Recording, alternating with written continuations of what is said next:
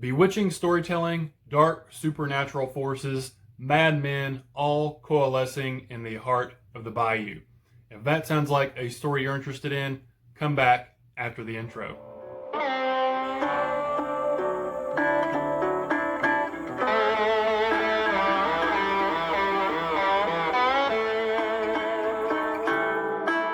What's up, everybody? My name is Brad, and today I'm back with another book review for you guys. If you happen to be new to the channel, I read a lot of indie and small press horror, a little bit of fantasy, a little bit of sci-fi. So if that sounds like something you are interested in, please consider hitting the subscribe button down below. Check out some of the other videos on the channel, and maybe you'll run across something that you enjoy. But for today's book review, this is a review I've sort of held off on for a while, and that is The Boatman's Daughter by Andy Davidson. This is his sophomore novel. This is my first experience reading his work. I do have his first book, In the Valley of the Sun, which was nominated for a Bram Stoker Award. So that should tell you the quality of his writing. If you can't tell by the cover, this book is about vampires that takes place in Texas. That's all I really know about it.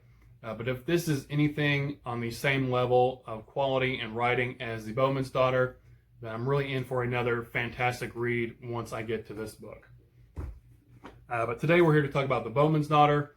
While reading this, I was completely enthralled with the story. I loved every single moment of it.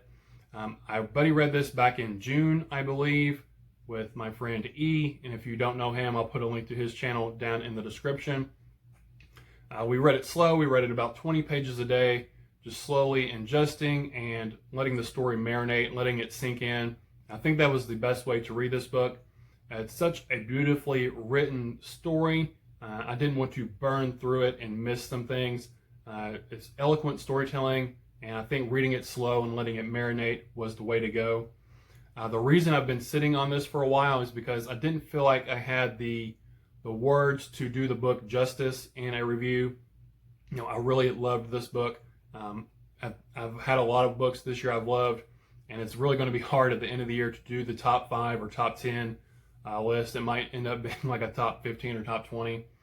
I'm going to try to keep the plot details to a super minimum because I found the plot really special, and I want you to discover it for yourself if you happen to read the book.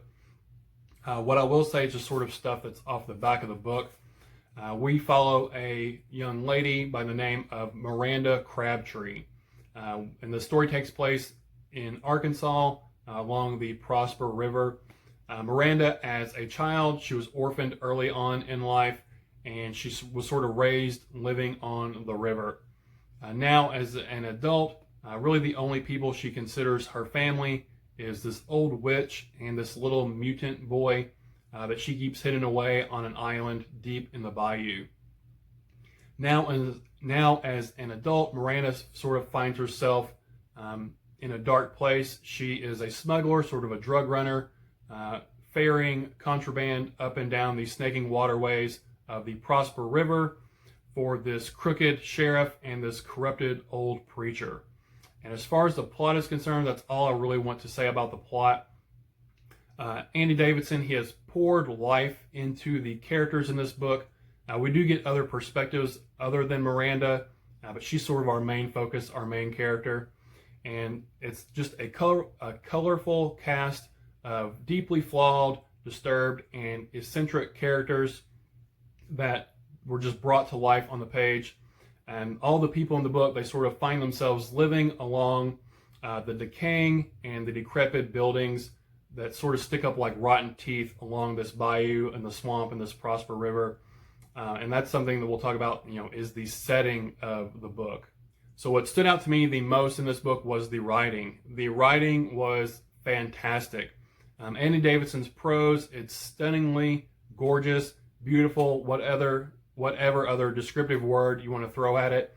And that goes along with the setting. The setting in the book, it was just dripping with atmosphere. It's a Southern Gothic tale. Like I said, it takes place in Arkansas, along the rivers and bayous and swamps.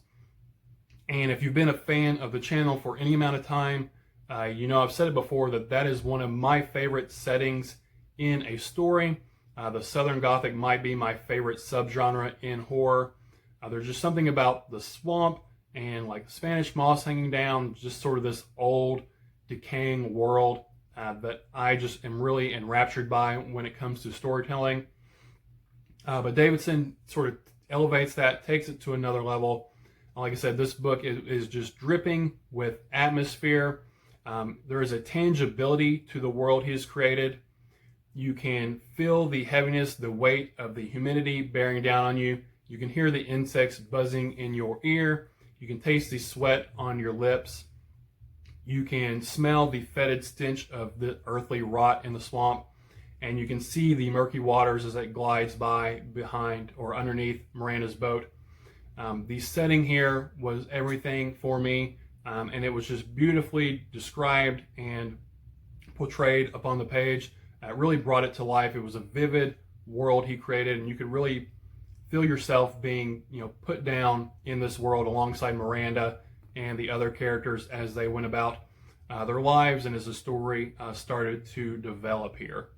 Davidson seamlessly blends the magical qualities of a dark fairy tale with the greasy, gritty, Southern Gothic horror into a truly unique tale.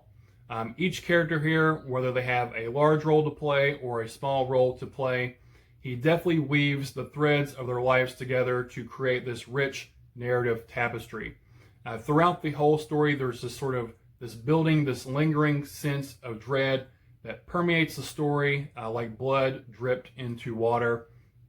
And you're not really sure where the story is going to go. Like I said, there's sort of this ominous undercurrent, this ominous tone to it that, as we go along, it gets more and more dreadful as we get near the ending, the sort of climax of the book.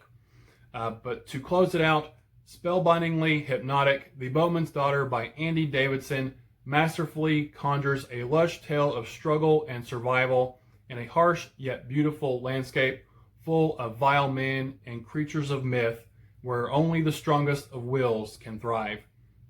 In my opinion, this is the sort of pinnacle of literary Southern Gothic horror. I have seen mixed reviews from people. It seems like you either really love this book or it's really not for you. This is more on the literary side of horror. That's not to say there isn't a plot. Usually with literary horror, you hear there's not a plot. There is a plot here, but Davidson, he's not pedal to the metal, sort of blazing through the story. It is like we're sort of sitting on a boat, and where he naturally lets the currents take us where they're going to take us, lets the story naturally sort of develop and go where it's going to go. And I really enjoy the story, the plot, whatever you want to call it. But just the gorgeous writing and storytelling is what really set this book apart for me. Davidson, he's a truly gifted storyteller, and I cannot wait to read In the Valley of the Sun and whatever else he has on the horizon for us to read. So if you can't tell already, this is definitely a solid 5-star read for me. It does have bits of horror in there, but it's really more a story of struggle and survival, like I said. It does have those magical elements, those fairy tale-esque elements in the story that really blended it all up into something unique, in my opinion. But that has been my review of The Boatman's Daughter by Andy Davidson. If you have stuck around this long, I did want to share something with you really quick. But if you have stuck around this long, thank you so much. After I read this book, I had it read for a little bit, and I saw on Twitter, Andy Davidson said he sort of had some swag to give out regarding The Boatman's Daughter, and you could message him or send him an email on his website, and he would mail you a few things out. So I definitely wanted to do that since I loved the book so much. So I have some little goodies that he mailed out that I wanted to show you. He sent an In the Valley of the Sun bookmark, which I'm definitely going to be reading that book sometime soon. He sent a signed book plate to put in The Boatman's Daughter, so that is awesome. He signed it to Brad Shoot True, which Miranda, she is sort of a crossbowman or a marksman. I don't know what you call it. She uses the bow and arrow in the story a lot. And then he sent these really just dope postcards that have to do with the story. It's the Prosper River in Milan, I believe is how you pronounce it, Arkansas. On the back, they're just postcards. But this is all has to do with the story. You know, a lot of it takes place on the Proctor River, and this is what I'm talking about, the setting that I love. You know, the Spanish moss hanging down and the twisting waterways and whatnot. So that's one of them. Next up is Crabtree Landing. This is the mercantile store that Miranda's father used to own, and then now that she's the only one left of her family, she sort of runs the store. But it's sort of dusty and decrepit, and no one really comes in there anymore. But that is the mercantile store. I hope these are focusing. And last but not least is Sabbath House. This is run by the, this is where the corrupt preacher I said in the story, he lives. And it's sort of, you know, fallen by the wayside. It used to be this sort of religious community, this Christian ministry. And, you know, things have gone south. And that's all I'll really say about it. But I just wanted to show those off because I think that's super cool. I'd like to get these postcards maybe framed and hung up or put up on the bookshelf or something like that. But that's all I have for you guys today. Thank you all for spending your time with me. Really check out The Boatman's Daughter. I've thoroughly enjoyed it. One of my favorite reads of the read so far for sure. But thank you all for spending your time with me. Again, my name is Brad, and I'll talk to y'all later. Bye.